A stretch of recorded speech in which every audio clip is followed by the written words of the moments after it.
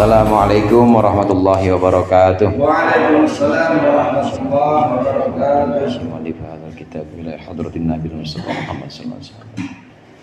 Al-Fatihah. A'udzu billahi minasyaitonir rajim.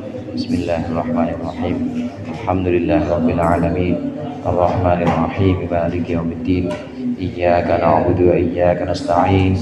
Ihdinas siratal mustaqim. Siratal ladzina an'amta 'alaihim ghairil maghdubi 'alaihim waladdallin. Amin. Bismillah walhamdulillah wassalatu wassalamu ala sayyidina Muhammadir Rasulillah wa ala alihi wa ashabihi wa man tabi'a hudahu wa jama'atah wa la hawla wa la quwwata illa billah, amma ba'du. Segenap jamaah mushola al-jihad yang dimuliakan oleh Allah, alhamdulillah malam hari ini kita berkumpul kembali untuk melanjutkan pengajian kitab Sulamut Taufiq. Mudah-mudahan apa yang akan kita bahas menjadi ilmu yang bermanfaat di dunia wal akhirah. Amin ya rabbal alamin. Dalam ibadah dalam ajaran Islam itu ada yang sifatnya fardu atau wajib dilaksanakan. Ibadah-ibadah yang fardu ini ada yang sifatnya fardu ain seperti sholat 5 waktu kita dari subuh sampai isya. Ada yang sifatnya fardu kifayah. Fardu kifayah ini jika ada satu yang sudah melaksanakan maka gugur yang lain, namanya fardu kifayah. Nah, fardu kifayah pembahasan kita terakhir kemarin adalah tajhizul janazah atau mengurusi mayit. Karena mayit ini udah nggak bisa ngurusin diri sendiri, maka kita yang hidup yang ngurusin. Ini juga hukumnya adalah fardu kifayah. Harus ada yang melaksanakan. Kalau satu kampung tidak melaksanakan, maka satu kampung dosa. Tapi kalau sudah ada satu yang melaksanakan, maka gugur kewajiban untuk yang lain. Di kita istilahnya apa? Amil ya. Ada amil yang tukang mandiin, ya. Amil yang tukang ngafanin, memakaikan kafannya. Tapi jangan juga terus yang sholat amil doang, jangan. Tapi yang lain, sahabat-sahabatnya, kerabat, terutama keluarga, anak-anaknya ini juga harus ikut sholat. Karena sholat kepada mayit ini adalah mendoakan si mayit, mendoakan jenazah supaya jenazah ini diampuni dosanya. Dalam satu hadis bahkan Rasulullah mengatakan, di antara keutamaan umat Islam itu tidak ada satupun jenazah atau mayit muslim disolatkan oleh 3 orang, bahkan oleh 2 orang saja, kecuali illastahaqqa dukhulal jannah, kecuali dia berhak kecuali dia berhak dapat surga. Itu diantara keutamaan umat Islam. Asal ada yang mensolatkan, meskipun cuma 2 orang, insya Allah itu masuk surga. Enak nggak tuh? Enak. Itu termasuk syaraful ummah al-Muhammadiyah, termasuk keutamaan umat Nabi Muhammad ketika meninggal sebagai penghormatan terakhir dari orang hidup kepada pada si mayit, maka disolatkan. Kalau ada yang mensolatkan, itu orang yang mensolatkan itu berarti memohonkan ampunan, berarti juga memberikan syafaat, bahkan memberikan syafaat kepada orang yang meninggal ini. Bisa kita bayangkan bahwa orang-orang yang mensolatkan jenazah ini adalah orang-orang yang mengantarkan dia dan sama-sama minta sama Allah, sama-sama mohon sama Allah supaya jenazah ini kemudian termasuk min ahlil khair. Biasa begitu ya, min ahlil khair gitu, termasuk baik. Kalau sudah disaksikan oleh sekian jamaah ini masuk termasuk golongan yang baik, maka dia pasti termasuk golongan yang baik dan akan masuk surga. Ini keutamaan umat Nabi Muhammad sallallahu alaihi wasallam. Nah, kemarin kita sudah bahas sampai pada pembahasan yang terakhir itu adalah menguburkannya. Belum malah menguburkan. Pembahasan yang terakhir itu yaitu secara umum yang wajib dilakukan oleh orang hidup terhadap orang yang mati itu adalah yang pertama memandikan, yang kedua mengkafankan, yang ketiga mensolatkan, yang keempat menguburkan yang keempat. Nah, kita sudah sampai pembahasan yang umum itu. Berikut ini adalah memandikan jenazah. Bismillahirrahmanirrahim. Qala al-mu'allif rahimahullah wa nafa'ana bihi wa bi ulumihi wa bi barakatihi fid dharain amin. Wa aqallul ghusli izalatun najasati wa ta'mimu jami'i basyarihi wa syi'rihi wa in kathufa marratan bil ma'il mutahhari. Ini mandi, memandikan mayit yang paling sedikit itu adalah menghilangkan najisnya dulu, kemudian meratakan seluruh kulit dan rambutnya, meskipun itu tebal rambutnya, sekali saja dengan air mutahhir, dengan air yang suci dan mensucikan. Jamaah rahimakumullah, mandinya jenazah itu sama seperti mandinya orang hidup, artinya harus menggunakan air mutlak atau air yang suci mensucikan. Jadi nggak bisa pakai air yang memang tidak masuk kategori suci mensucikan. Misalnya pakai air yang mustakmal, nggak boleh. Air mustakmal itu air yang sudah dipakai buat nyuci atau udah dipakai buat wudhu, dipakai lagi buat mandi jenazah, nggak boleh. Maka harus digunakan air yang suci mensucikan, bukan air mustakmal.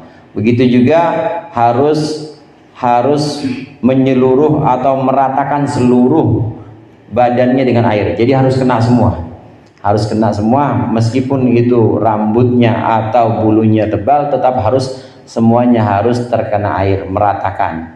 Boleh nggak sekali? Boleh, sekali aja boleh. Ini batasan yang paling sedikit, sekali saja boleh kalau memang memungkinkan dan cukup dengan sekali basuhan saja, maka diperbolehkan sekali guyur aja itu boleh. Pakai sabun nggak? Andai memungkinkan tidak usah pakai sabun ya nggak apa-apa, tapi kalau harus pakai sabun karena ada bagian-bagian yang najis atau ada bagian-bagian yang sulit dihilangkan kecuali pakai sabun, maka wajib pakai sabun. Batasan di sini yang paling sedikit hadirin, yang minimal cukup sekali kalau memang sudah memungkinkan menghilangkan najis. Namun pengarang di sini ada dua di sini menyebutkan sebelum kita mengguyur jenazah, memandikan jenazah, maka langkah yang pertama hilangkan najisnya dulu. Izalatun najasah. Yang pertama hilangkan najisnya dulu.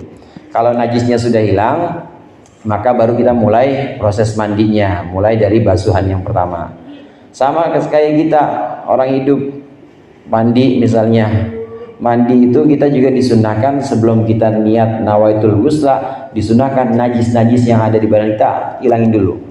Habis kencing ya cebok dulu, istinja. Kemudian kira-kira ada najis memang di tangan kita atau di bagian tubuh kita yang lain, itu dihilangin dulu. Kalau udah hilang semua, baru kita pakai air suci mensucikan atau air dari shower. Pada pakai shower di sini ya?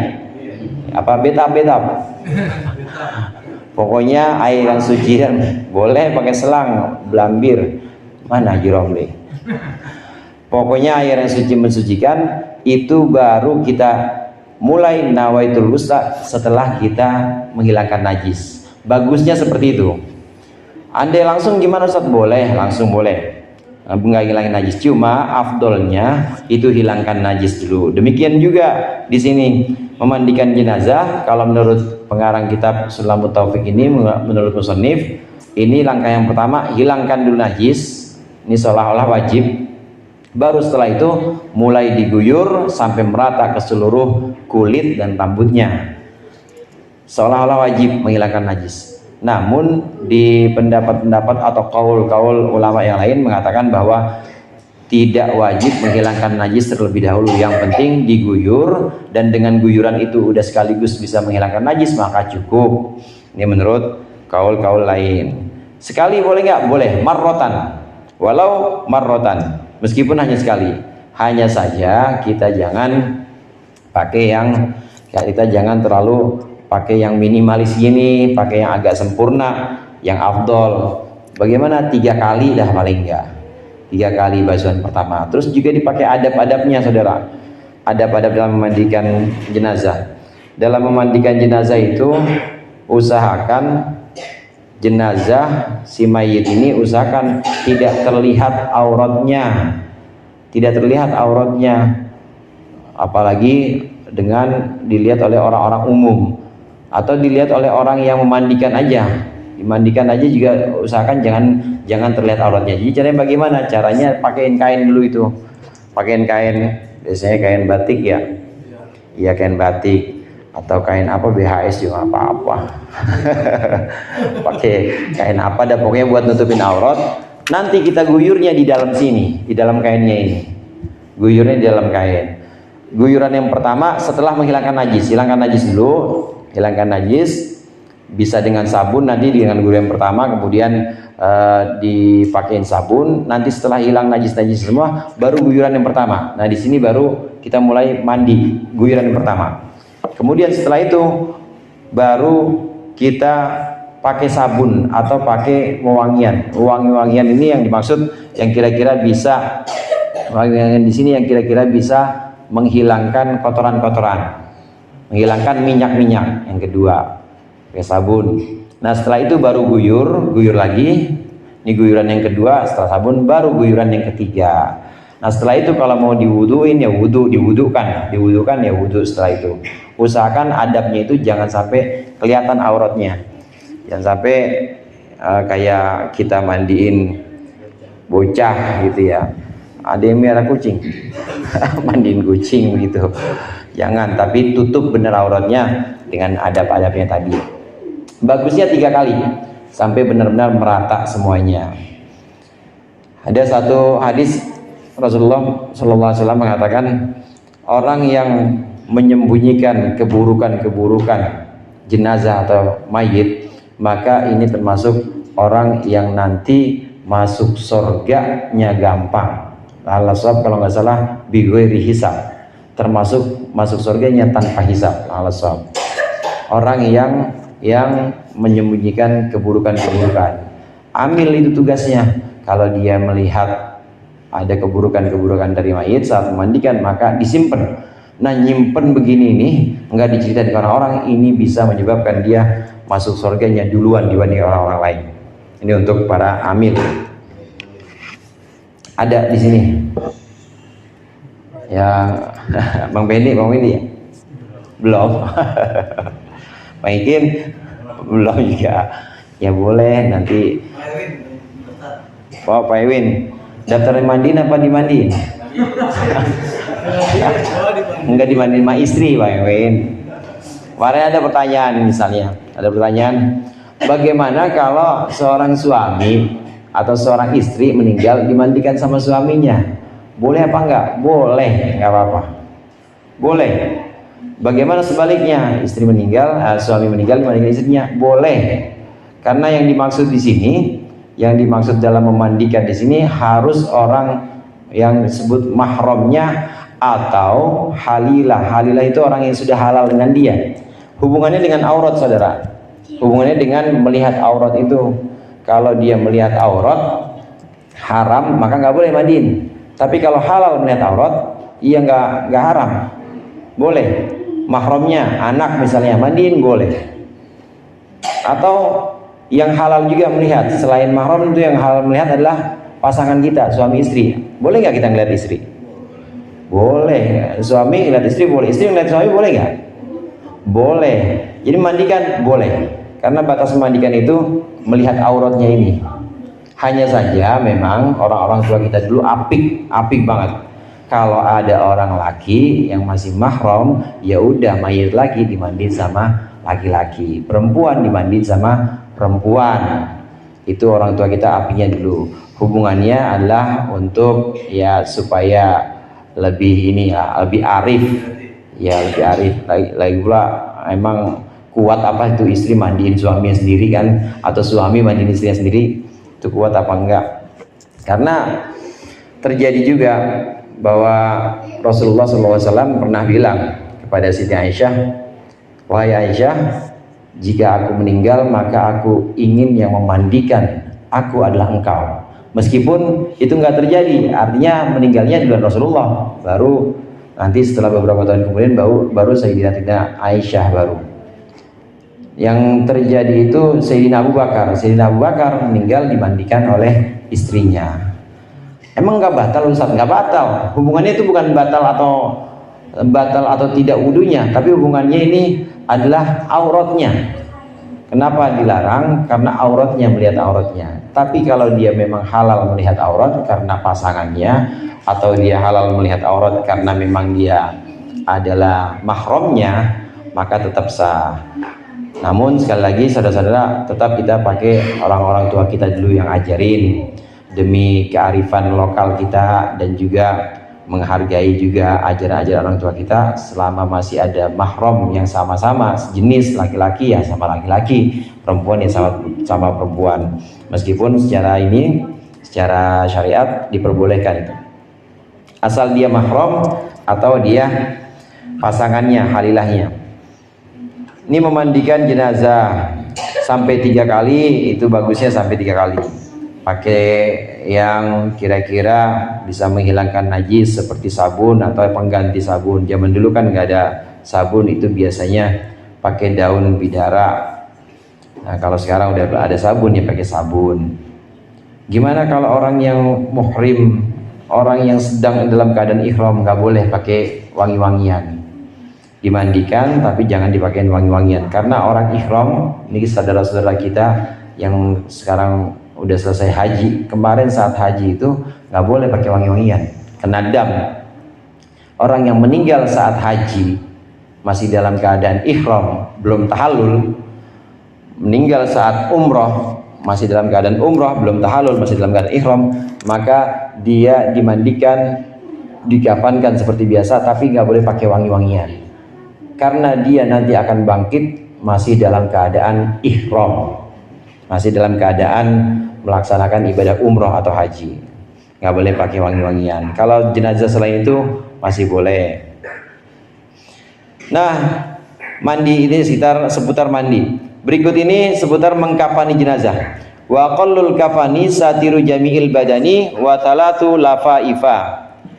Paling sedikit kafan untuk mayit itu adalah menutup seluruh badan dan 3 lapis. 3 lapis bahan atau pakaian. Liman taroka tirkatan zaidatan ala dainihi, untuk orang yang meninggalkan peninggalan lebih atas utangnya. Walam yusi bitarkiha, dan dia tidak berwasiat untuk meninggalkan talatafaif, meninggalkan 3 lapisan itu, meninggalkan 3 lapisan. Sekarang ke proses jenazah atau mengurusi jenazah yang berikutnya, mengkafani jenazah. Mengkafani jenazah itu paling sedikit adalah menutup seluruh badannya, satiru jamil badan, menutup seluruh badannya dan 3 lapis. 3 lapis. Ini paling sedikit. Ini untuk orang-orang atau untuk jenazah yang memang punya harta peninggalan. Tapi kalau untuk jenazah yang dia tidak punya harta peninggalan misalnya, kemudian dia bahkan bisa dikatakan pailit. Pailit itu dalam Islam ada status namanya mahjur. Dia punya utang banyak, boro-boro punya peninggalan, malah utangnya banyak, maka dia boleh dikafani hanya dengan 1 lapis saja boleh. Kenapa? Ya karena dia sendiri juga 1 lapis itu juga didapat dari orang yang nyumbang misalnya. Dia nggak punya peninggalan apa-apa, maka boleh. Ada beberapa di sini ada beberapa hal yang perlu saya sampaikan.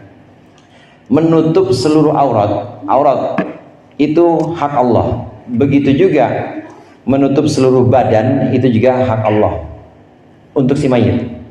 Nah, adapun yang 3 ini, yang 3 lapisan kedua, lapisan ketiga ini hak mayit. Kalau kita bungkus jenazah kan begini. Yang pertama itu ya, bagian yang pertama biasanya dipolak dulu gitu ya, dipolak, dibikinin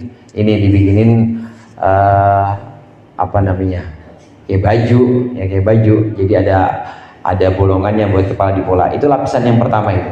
Kalau orang yang memang nggak punya peninggalan harta, ya udah langsung bungkus aja, nggak usah pakai pola-pola begitu, langsung aja bungkus 1 lapisan. Tapi kalau yang punya peninggalan harta untuk beli kafan, maka dianjurkan 3 lapis.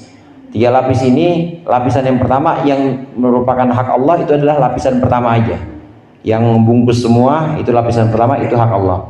Adapun lapisan kedua dan ketiga seperti baju yang dipolak, baju, kemudian ada juga yang dipakein imamah atau sorban di kepala itu. Kalau ada lebih sampai 5 lapis atau 5 pakaian, ini adalah hak si mayit. Untuk hak si mayit, lihat-lihat. Kalau dia orang yang tidak mampu, dia orang yang justru punya utang, maka cukup 1 lapis saja. Tapi kalau dia orang yang mampu, karena itu memang haknya mayit, maka pakaikanlah lebih, jangan 1 lapis saja, tapi pakai 2 lapis. Lapis pertama baju kurung, kemudian lapisan yang kedua itu pakaian pertama baju kurung, pakaian kedua sarung. Sarung itu bawahan maksudnya, bawahannya, baru pakaian ketiganya berbungkus semua yang kemudian jadi pocong ya. Iya, pakai lapisan ketiganya. Kadang-kadang ada yang tambah dengan ini, dikasih imamah buat laki-laki, dikasih imamah atau sorban di kepala jika si mayit punya harta peninggalan. Nah, kalau si mayit punya harta peninggalan tapi dia wasiat, dah saya jangan pakai yang lapisan 3, lapisan 2, saya nggak usah pakai baju kurung, nggak usah pakai ini, bungkus aja 1 kali aja. Kalau punya wasiat begitu, bagaimana? Kalau dia punya wasiat pengen dikafani hanya 1 lapis, dilaksanakan 1 lapis. Tapi kalau mayit ini punya wasiat, saya jangan dikafanin dah, biarin saya sampai dengkul aja misalnya, sampai dengkul aja, jangan, nggak boleh, karena menutup seluruh badan itu adalah hak Allah, harus ditunaikan.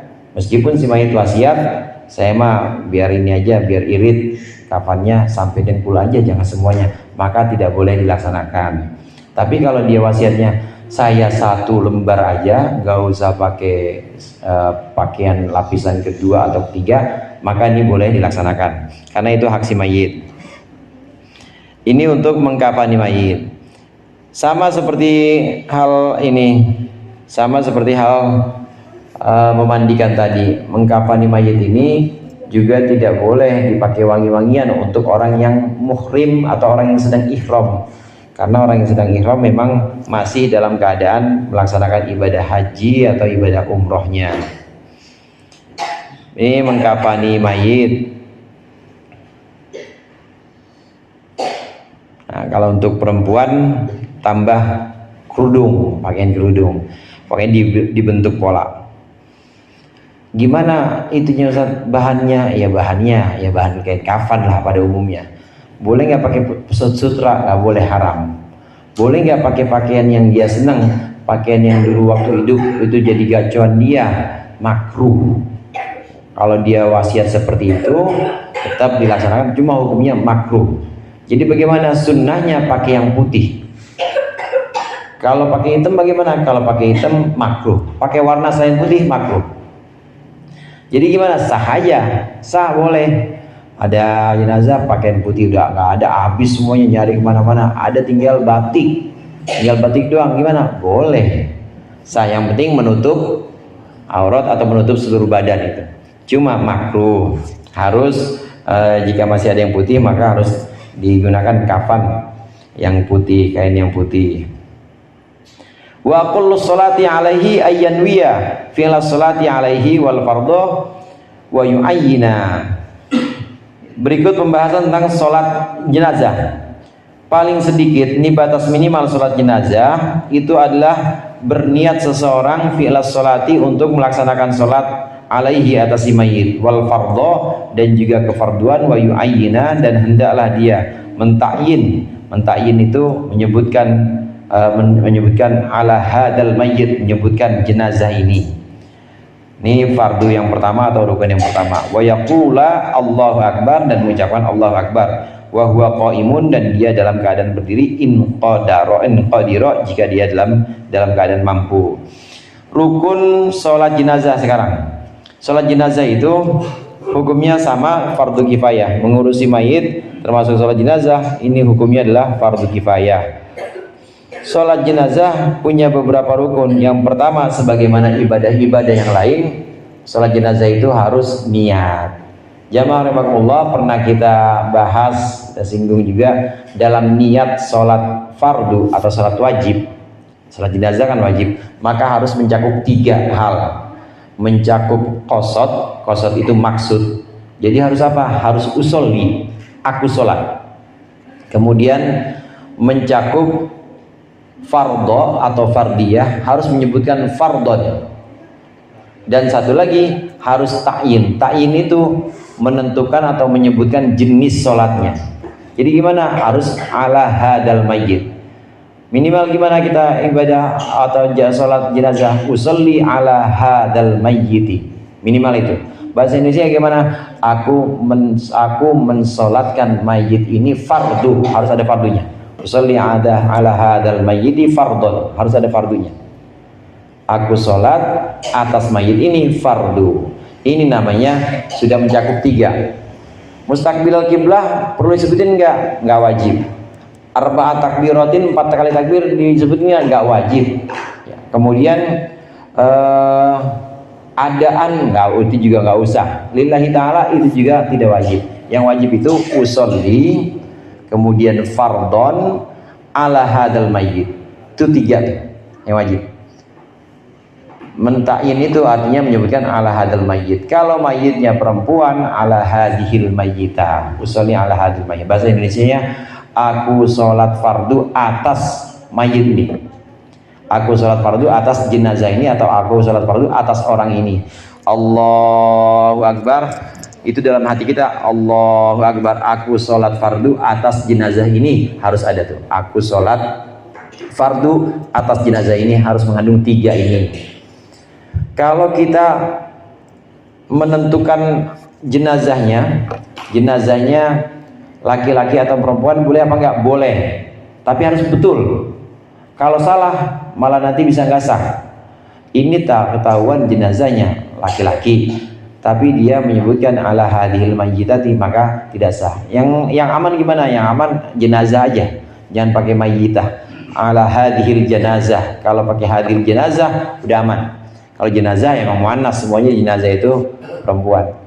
Atau kalau kita jadi makmum, niat kita usolli ala man sholla alaihi imam.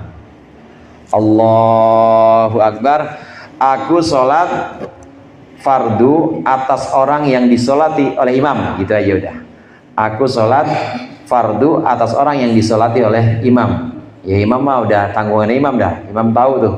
Imam tahu itu jenazah laki atau perempuan. Aku sholat fardu atas orang yang disolati oleh imam. Nah itu niat dalam sholat jenazah.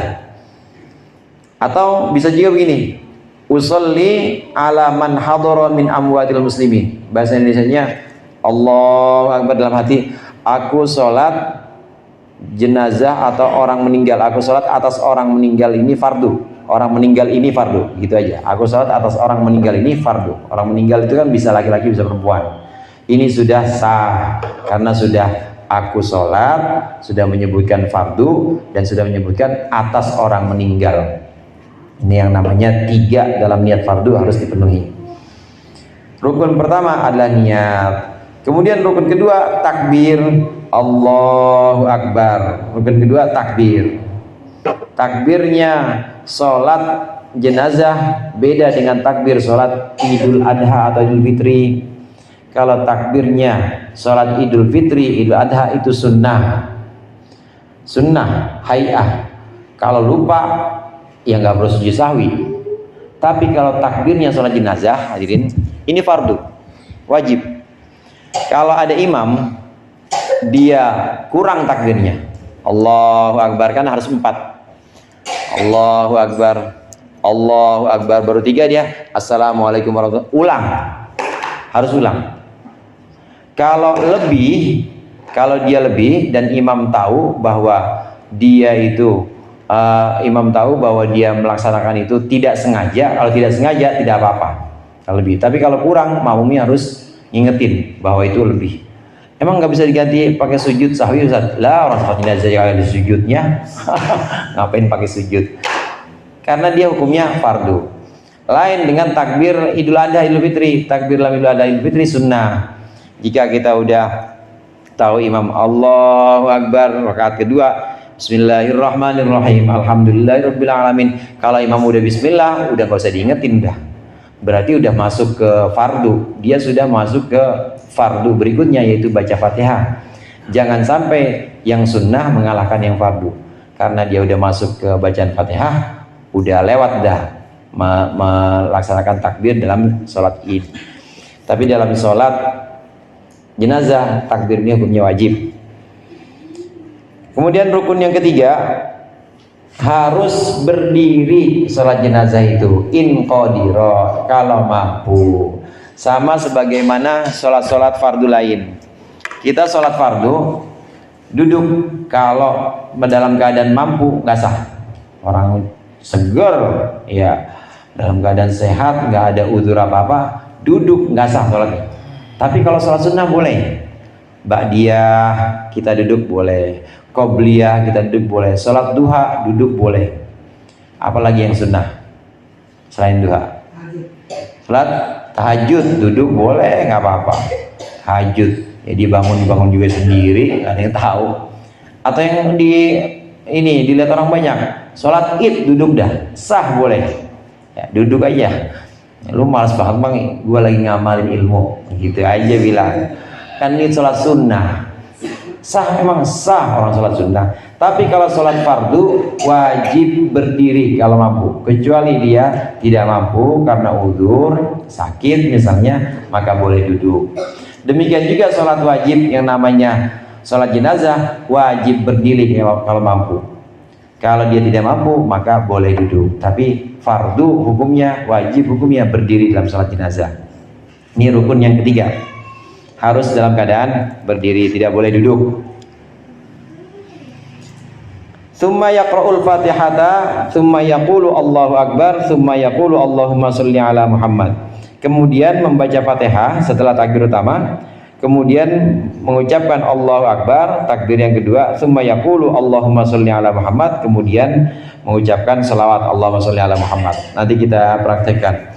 Tsumma yaqulu Allahu Akbar, kemudian mengucapkan Allahu Akbar, takbir yang ketiga. Takbir yang ketiga, tsumma yaqulu Allahumma ighfir lahu warhamhu wa'afihi wa'fu anhu, kalau mau lengkap. Minimal Allahumma ighfir lahu warhamhu. Mengucapkan doa, ya Allah ampunilah dia dan sayangilah dia. Maksudnya si jenazah, si mayit ini. Tsumma yaqulu Allahu Akbar, kemudian mengucapkan Allahu Akbar, takbir yang keempat. Ya wa assalamualaikum, dan mengucapkan assalamualaikum. Titik sampai di situ. Jadi prakteknya seperti ini, berdiri ya, dalam keadaan berdiri, harus berdiri. Takbir dalam salat jenazah ada 4 dan itu semuanya fardu atau rukun, nggak boleh kurang dan nggak boleh lebih. Kalau sengaja kurang atau sengaja lebih maka batal. Kalau disengaja dan harus diulang. Allahu Akbar, Fatihah, Bismillahirrahmanirrahim. Iftitah nggak usah iftitah. Tidak dianjurkan baca doa iftitah Allahu Akbar kabira walhamdulillah katsira dalam sholat jenazah. Jadi langsung Allahu Akbar, Bismillahirrahmanirrahim, alhamdulillah, langsung Fatihah. Selesai waladhdallin, amin. Nggak usah baca surat. Baca surat juga yang baca banyak amat, amma yatasaalu. Kasihan mayitnya. Udah gue pengen ketemu Allah, gue pengen buru-buru. Yang ini gurunya lagi, yang meninggal gurunya, kata gurunya, lagu lu apa sih? Orang gue pengen ketemu kekasih gue, katanya, gara-gara lu lama. Jadi langsung aja waladhdallin, amin, dan bacanya sir, bacanya pelan, nggak usah kenceng. Allahu Akbar, takbir kedua Allahumma sholli ala sayyidina Muhammad, minimal itu. Kalau kita mau selawat kepada keluarga, Allahumma sholli ala sayyidina Muhammad wa ala ali sayyidina Muhammad. Allahu Akbar, takbir ketiga Allahumma ighfir lahu warhamhu wa'afihi wa'fu anhu. Boleh juga sampai Allahumma ighfir lahu warhamhu, sampai situ. Takbir keempat Allahu Akbar, kemudian Assalamualaikum warahmatullahi wabarakatuh. Assalamualaikum warahmatullahi wabarakatuh. Ini batas minimal yang tadi saya praktekkan. Nah, kalau kita mau ambil yang sempurna, maka ambil yang afdol setelah takbir keempat baca doa lagi. Karena khilafus sunnah itu menyalahi sunnah. Walaupun di sini disebutkan setelah salam yang keempat, memang setelah takbir yang keempat memang salam. Allahu Akbar, takbiratul ihram. Allahu Akbar, Fatihah, sholawat. Allahu Akbar, doa. Allahu Akbar, Assalamualaikum. Udah cukup memang. Cuma kurang bagus. Bagusnya bagaimana? Pakai doa lagi di situ. Biasanya kita pakai doa yang disunahkan memang Allahumma la tahrimna ajrahu wa la taftinna ba'dahu waghfir lana walahu, baru assalamualaikum. Bagus lagi kalau sampai wabarakatuh. Assalamualaikum warahmatullahi wabarakatuh. Assalamualaikum warahmatullahi wabarakatuh. Untuk sholat jenazah dianjurkan sampai wabarakatuh. Kalau sholat lain selain jenazah tidak dianjurkan sampai wabarakatuh, sampai warahmatullahi. Itu batas yang minimal. Allahumma la tahrimna ajrahu, itu artinya ya Allah jangan halangi kami ganjaran sholat ini. Wala taftinna ba'dahu, jangan fitnah kami atau jangan berikan cobaan kepada kami setelahnya. Maksudnya setelah jenazah ini maka jadikan kami orang-orang yang jauh dari maksiat, maksudnya gitu. Allah taftinna ba'dahu waghfir lana walahu, dan ampunilah kami juga ampunilah jenazah ini. Setelah itu, setelah Allahumma la tahrimna doa, baru kita assalamualaikum warahmatullahi wabarakatuh, baru selesai salam itu. Ini batas minimal sholat jenazah, minimal tadi dengan doa-doa yang tadi saya sebutkan. Wala budda fiha min syuruti sholati wa tarkil mubtilati, dan tidak boleh tidak, maksudnya wajib melaksanakan syarat-syarat sholat dan juga meninggalkan yang membatalkan. Karena dia memang sholat, maka wajib juga memenuhi syarat-syarat sholat seperti menutup aurat, seperti bebas dari najis, dan juga suci dari hadas. Tetap harus wudu, harus pakai pakaian suci, harus menutup aurat, dan juga harus menghadap kiblat. Itu syarat-syaratnya, dan rukun-rukunnya sama sebagaimana syarat sholat yang lain. Begitu juga harus menghindari hal-hal yang membatalkan. Wa aqallu dafni hufratun taktumu ra'ihatahu wa tahrusuhu minas siba. Sedikit lagi, ini yang paling sedikit dalam menguburkan jenazah adalah liang atau lubang yang bisa menyembunyikan baunya dan juga menjaganya dari binatang buas. Ini minimal, pokoknya dibikin lubang, minimal bisa melindungi dari binatang buas dan juga bisa melindungi dari baunya, karena itu bisa menyebabkan bau jenazah atau mayit, itu bisa menyebabkan fitnah atau bisa membuat orang kampung kan kemudian jadi geger. Maka minimal lubang yang bisa menghilangkan bau, menutup bau, dan juga bisa melindungi dari binatang buas. Tapi bagusnya nih, wa yusannu ayyami qadra qamatin wa basatin. Tapi sunnahnya ini dibuat lubangnya itu adalah seukuran orang berdiri melambai, qamah basto, orang berdiri melambai begini. Jadi kira-kira berapa meter? 1,5 meter? Boleh 2 meter juga boleh. 1,5 meter boleh, atau 2 meter juga boleh. 2 meter yang cakep 2 meter. Dan disunahkan juga, nanti ada di sini. Disunahkan juga wa yuwasi'a. Disunahkan juga memperluasnya. Memperluas yang dimaksud di sini panjang sama lebarnya, jangan ngepas banget. Jangan ngepas banget. Tapi dilebarin. Tapi jangan dilebarin banget juga. Kasihan yang sebelahnya. Untuk apa? Untuk memudahkan orang yang turun. Orang yang turun ke kuburan. Jangan ngepas banget itu badan jenazah, tapi agak ada ruang sedikit untuk membantu orang yang turun supaya dia turun, yang menurunkan jenazah kan dia nggak bisa turun sendiri, harus ada yang di bawah yang nampanin kan ya. Nah itu paling tidak ada lebar yang dilebihkan sedikit supaya orang itu gampang buat turun, gampang buat naik menurunkan jenazah itu.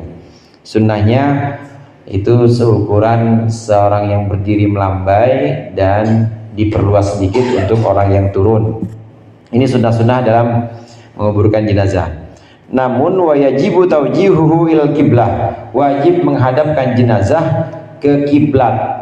Gimana bentuknya? Kayak kita sholat dalam keadaan berbaring, tidur miring. Palanya di sini, palanya di sebelah utara ya kalau kita ya. Badannya menghadap kiblat. Badan menghadap kiblat. Jadi kalau ini secontohnya begini ya. Kalau ini jenazah, ini palanya di sini. Menghadap kiblat, badannya harus menghadap kiblat. Ini wajib hukumnya. Gimana kalau seperti kita sholat, tapi sholatnya sholat yang jelentang begini. Kalau kita sakit, Kan boleh juga salat begini. Kaki kita yang menghadap kiblat, sama ini pakai bantal sedikit boleh. Kalau yang seperti ini tidak boleh, haram. Kalau terjadi seperti ini maka harus diulang, artinya diulang ya digali lagi. Kalau memungkinkan dan masih bisa dipindahin posisinya, maka harus dipindah posisinya seperti ini. Wajib menghadapkan kiblat. Menghadapkan kiblat, badannya, kemudian mukanya, ini wajib dihadapkan kepada kiblat. Hukumnya ini wajib. Nah, terus bagaimana tentang talinya harus dicopot gitu ya? Kemudian mukanya harus dibuka. Ini hukumnya sunnah. Kalau ditinggalkan makruh jadinya. Bukannya kalau ditinggalkan gentayangan, bukan. Ini makruh kalau ditinggalkan. Tapi memang jenazah itu selesai ditaruh di liang namanya lahat, ada dua macam. Ada yang namanya kubur atau lubang biasa, ada yang lahat. Kalau lahat bentuknya begini saudara. Kalau kubur biasa, kalau lahat itu emang dibuat rongga gitu ya. Nah, dicoak, itu namanya lahat tuh kalau gitu. Kalau yang kubur biasa gimana? Boleh juga. Yang kubur biasa itu asal nih, misalnya ini temboknya nih, dindingnya, asal dia begini, udah cukup. Boleh juga dicoak. Yang abdul yang dicoak itu, supaya badan jenazah ini nggak balik. Nanti diganjel sama tanah, istilahnya itu labinah, ya dibikin pakai tanah, bikin bola-bola itu bagian kepala, kemudian bagian punggung, biasanya 3 apa berapa? 5 ya, bikin 5 supaya dia nggak balik lontangin. Nah, disunahkan juga kepalanya dikasih bantal supaya pipinya itu kena tanah. Madhab kiblat. Nah, ini yang sunnah semua yang harus dilaksanakan. Kalau tidak seperti itu, ya hanya makruh saja.